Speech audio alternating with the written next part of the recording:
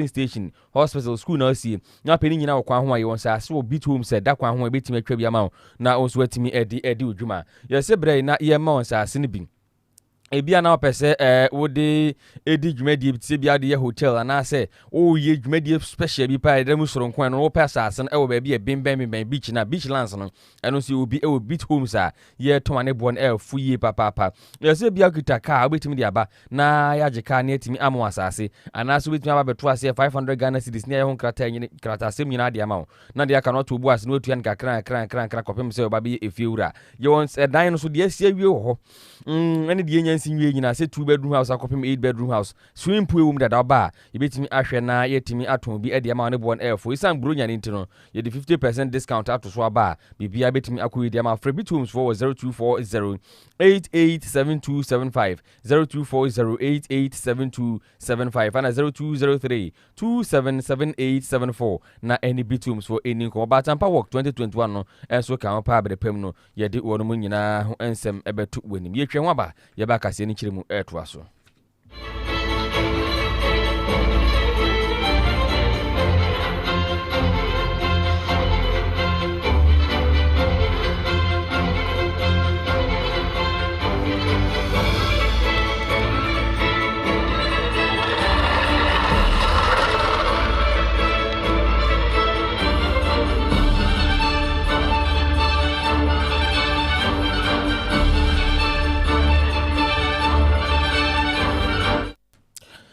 Afema ye fa kase ni kiremu ento aso emfa mamon na ye hya kase na se de Afri Ghana mampanyini Nana Adodankwa Akufo-Addo aso ye na onse Ghana ne South Africa ye wanyonkofa e de ntema e dada sem ultimate anyonkofa acheye papa eno ene nam so empanifo chese eso msanso etimi 18 anyonkofa no biem na etimi ejina na so peme se abua papo no etiama mienu Ghana na afi so South Africa aka bomu inaugurated their friends by National Commission no eba beboa pa etimi ama anyonkofa da Ghana ne South Africa ntem no etimi akọ nanim na sa wono ewie sa inauguration am de by National Commission asio no eno msanso do msa ehye asia pamase a friends memorandum of understanding no si no mba beboa na ama mienu de fa na fuyo ho eyekuya afenso no eye transport and affairs immigration ni nyina no eye empanyinifo ba behwe de muntintima se ne be ya ja Ghana titi South Africa chi na South Africa so etimi etiti Ghana chi na etimi aboa mama mienu anyonkofa etimi akoso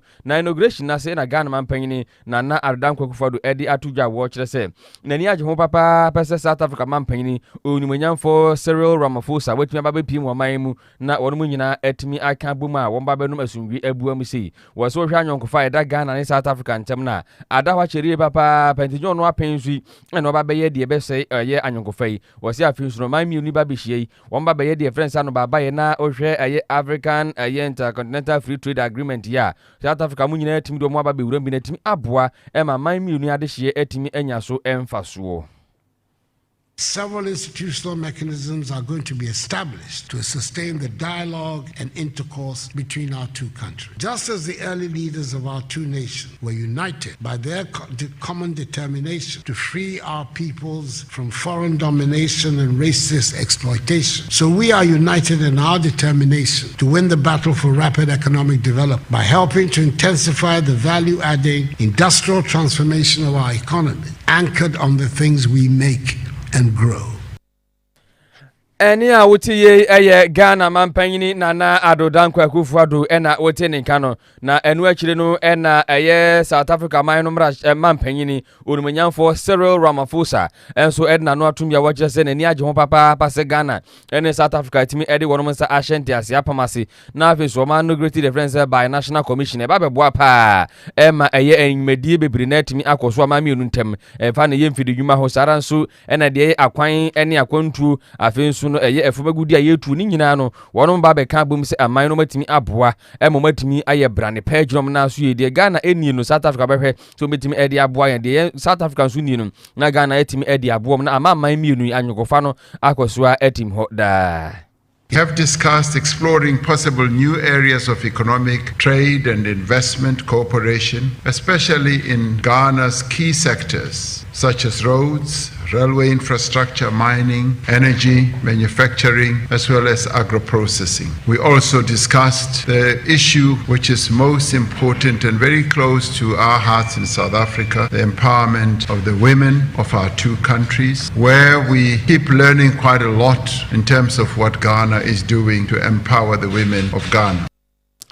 Eni atiye South Africa mampanyini Cyril Ramaphosa bra obabe piem o man Ghana se na wone Ghana ban etimi de omonsa ashanti ase apama se babe boa amanyonkofa eda South Africa na fis Ghana ntem no emu etimi ayetin na anu akire kura no dwumade kura na ase no ena Ghana mampanyini nana arodankwa gufado sanso ede to nsɛmtwerefo a wahiem ho ena afis no Cyril Ramaphosa nim se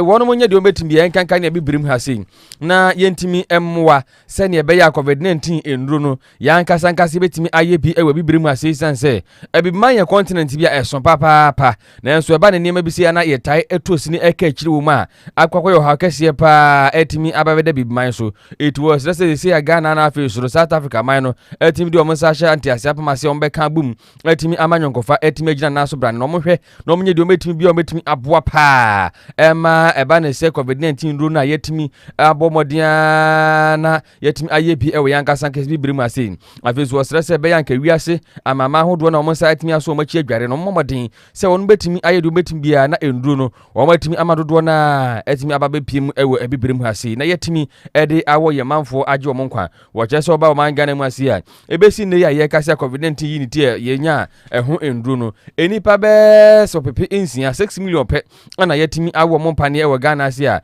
mampan ne kura kyese wo hwe ne mu senka ento asa afi ne be kona wie no na kwa etimi avaccinate ne manfo bebiri pa yi eto besere se ebra so sa man hodo no ene wonu momsa so machi adware no betimi abemu na omababa bua ebibiman enkankane ne man Ghana.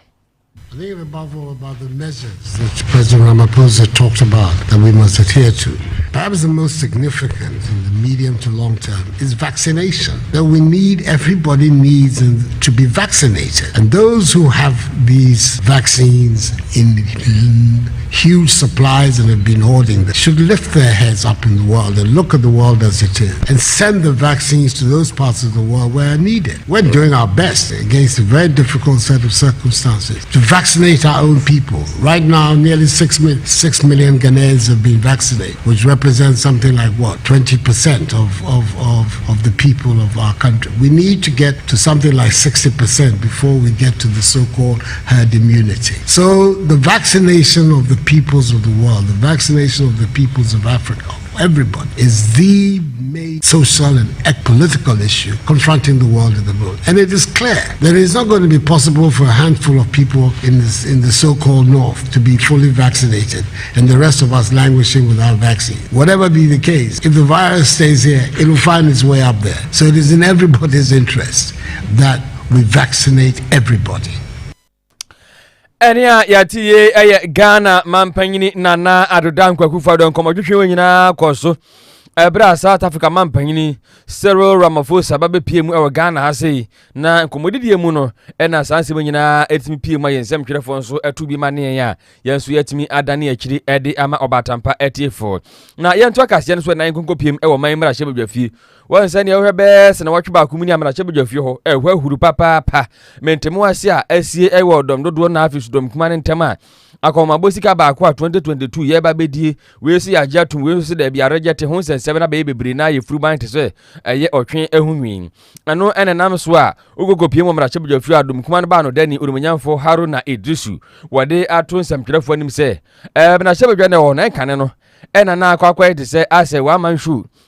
ase mafia game bi net akoko so opa nipa ba akose ma kanti eno ano anase bia BBC adom dodo no se o ye ne egina se no yato aba no ama akwakoye se ye ndom dodo no yatimi adi nkunim ti eno ano yese ade na ye wanyo na dom dodo no esa so ma di nkunim no eno an se wonom eko wo mo chese se no anya dia sa mafia tactics ne sa lazy approach no mbekokora bi mkura se no obi aye 137 ana afi so mo hwe ne esie na dom dodo na nkasa yo madwe se wo mu wo mu dom kuma na omo brache bedwa fi ho no afi so omo fa Ghana fo enya hwe aka me akwa ese ase tintin ni twan ye bi ya ba betona eye dom dodon afa etiama adibuo pa ade adibuo die wo mo nyoma yuso bebu wo mo edom kuma ni P18 sese no wo mo dom kuma no minority no wo ma fo mo adwen sese bi bia bekọ so ofie obi a no se business bebiri na wo manima enche bi omba bahwe na wo matim edi hu edwuma menu se no wo mba betena se ene yenya afi ene kakọ ene se we die wani anom Ghana ntino yenhwe na ke nyina yenyintum ne nkosi dabi ba ba yetwema mentwini atwetan pa wo bra shebedwa fua ni nyina bekọ akoya bato ene wi ni anu wi ni a ne ato agu bebi na yetimi akọ ni se oman no hodo nti san se wo chese ase dom dodo no ye de hunahuna bi aba be hye kuma ni mu a wo mo dwene wo mo ntia se enti no nyamfo Haruna Idrisu. Don't rule on emotion. The motion was accommodated. The motion was seconded. It was debated. All he needed to do was for the House to decide. But they knew that on their side, their numbers were not enough. It's to remind President Akoo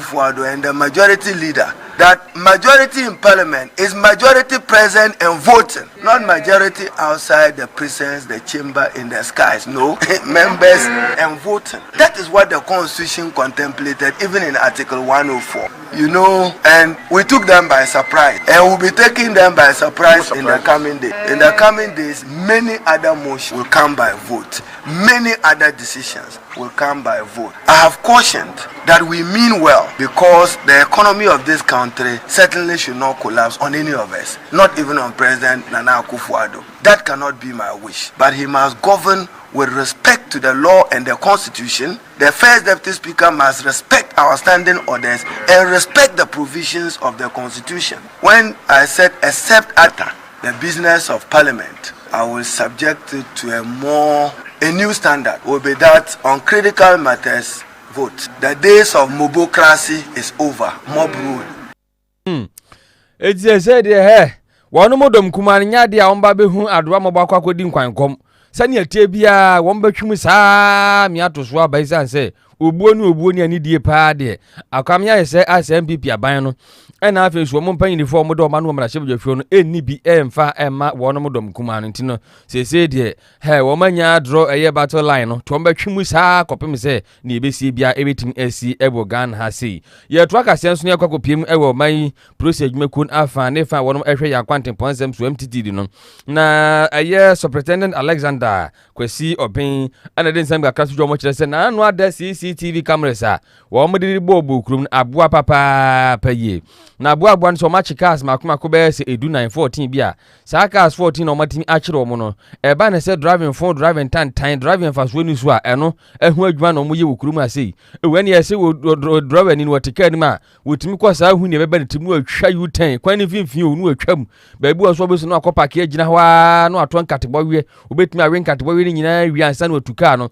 obi nso eye trotro cars ebi ye private cars se wo nyina etimi ahwe abumra so a CCTV cameras no etimi capture wo manam so ama etimi ajeje sa cars no mjese cars wono achiri bi kwa benya station afin so fadama eye night market ro Laboni junction na 37 December junction on nyina no wono etimi achichere cars bia eba ne se yemfa kwan so enhyehyɛ nya adwuma wono emfa nya adwuma wono chese mu be se du miensa de wono de na womo eya ene se eba ne se yen drive basabasa no mo ya di papa mo so epake ba bia emran etia so be pake ho afin so no womo maka nyina so eye U10 na ni so mu twa ba bia unti so mu twa U10 kro makwa kotwa wono chese sa de nyina na ka ho ama womo tim kokko kire sa kasi na so president Alexander Oben che so besre pa sa senkafo no say private car say commercial car wo bia mamodin aso betimi ede eye akwan so enhye na etimi ayadwuma se na be betimi abonkwa na afi so japade ho ban na de enti amon na ni abrekro kasa na senche bia na ye baba bedi eye Yesu Kristo yaje nkwa na woda na ye baba bedi awoda Yesu bia etimi de nkwa wo san etimi kokko piem ewodi fie eno na nam so omani abre wo emia sa amre no mche se wo enya de baba ya kwadworo kora wo biara bebu mra so Ghana se e be kire no prosifo ene wo mra eno bedi papa. Let me take this opportunity to inform all motorists of the country that know that you have a responsibility to drive safely on our road. If you refrain from this and take the law into your own hands and infract on the Road Traffic Act 683, you have a day with us at the court. Enia yeti ye superintendent said bidiano superintendent Alexander Kwesi Obin nene ena wote je no na yentoa so na afi yenkonko piemu ewo Ghana mampanyini na aredankwa gufado na so ye ebim na krata yensa keke bi enen na mfrememu a ene se mampanyini aka kire na asoafo no ena afi so no asoafo be de kire mu nyina ye mrahye se wo mawadia se ebe se bosumi mienu mu die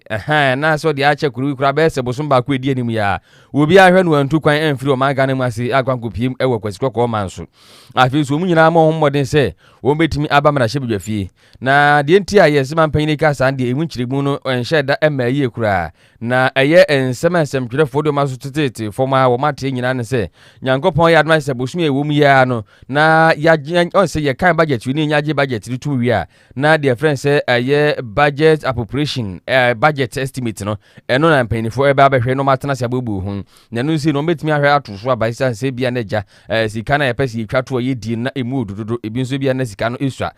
ni nyina na ahwe anadom kuma na kwakubu nkam edi afa wonom eso ene nam so a krata edi ahim kire se yama MPs no a wo mo ye ministers Mbi so sanso ye deputies ni nyina se bosom ba ku die mu obi ahwe enu ankwankotena ewie erupiremu so otukwan akwasikoko manso akwakwaje mfrema anaso kwakohome obi antena Ghana asi na mu nyina so sanko parliament house so ne be adwumadi ebekọ so be na watwe die ni mu ni bosom ye mu no wo mu nyina timi do mu ahye bi no matimi atwetwa ede age MPP aban na wo kyase bia na wo de ande bia nya na wapomudin entina otukwan de a wo sese wapomudin no hu hia pa na ba bia aduru so antimi anko ne be hadwen no ene mpanifo betimi ahwe aboa na wetimi efro maiga na mu asi na nkankoba ne saade a wa hye ne manfo ne mra hye budwafo so bia entimi entra Ghana asi se ne be betimi aboa ema budget appropriation na afi so no eho estimate ni nyina no won betimi atena so bi se ne be betimi aboa NPP aban no ewo na mamu a wo bu enkankane akoma busika etwa to afimpienu ne aduonu wo ba bedie no abusafo ma yenyina nsem esi so na yemfa kase ni nyina na yemfa ensi ehasi chano so ma me se ye di promotions no kubi aba na sa promotion e dia ba nyina enam Christmas ntin e dia ba Obaatanpa etifo mo ho dontia ye kyerese bia dwumadi bia wuye bia bronya yon se amanfo bebre na ba hye dwumadi awdo bebre na e bronya emu se bia eye event bi na wo organize ena so se ye dwumadi bi say 2 weeks no ba sa event kro na wo organize na be ma free 2 weeks advert ye de ma na afin so no be san so mo aba studio ase ni atototo no studio interview no so no eno so sa 2 weeks na edi nyina ma wa je se ni nyina e free ye pese season we see no enche na Christmas na ba be dru so no Obaatanpa ye ni atifo yetimi tena se na ye nyina agi ni nti wo ye pap wo ya sorry ana se dwumadi bia wudie bia no event bia wo ye bia no na pese obon de wuru Obaatanpa so se free bomade na bra na ye hwe ni ntimi enye emfa emma wo bomade ha se obefa number si o frɛ mpanyinifo a wo mu no ebedi ho nkomo ne ho hyehye ni nyina no wo matimi edi ato wanim ti bomade ne bra sisi na ye nyina yenyi yenimum e wo Christmas number no 0509 543 881 0509-543-881 any numbers are ubetimi afrem painfo na obatim eno wadi hu komo sanso eno Obaatanpa work 2021 no ebo no abetimi do hu ahim bo abo to enche bia date ni baba bontin ni nyina yetim de hu ahim tunado e de kokopiem e wo Facebook na kwesi list nso gina fidina chi echinchim ye sanso ebo ni a etwague ni nyina e de e ma jen ye news team ni nyina ete chiri kama makase no etimi e baba bo no ye soro so na no pankenyan etimi asanso ato so e de amidin e de otuma nkoma chiamen Kofi chi bafo ebesan so hia sisie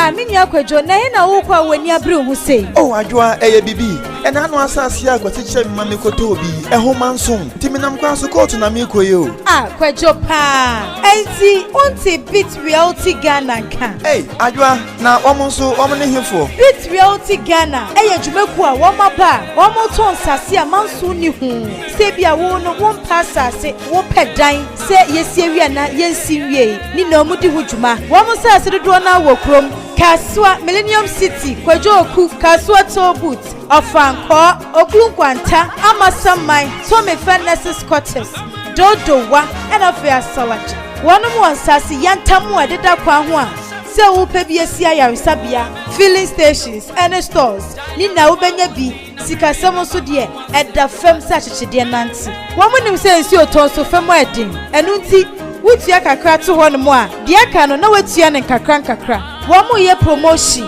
ɛno nti wɔn ama 50% discount ɛwɔ nsase ɛne adan nyinaa ho wɔn akyira kwan nya yira kwan kra ɔbɛhu wɔn mo nyanya no Millennium Junction hɔ ana frɛ 0240-887-275 ana 0543-553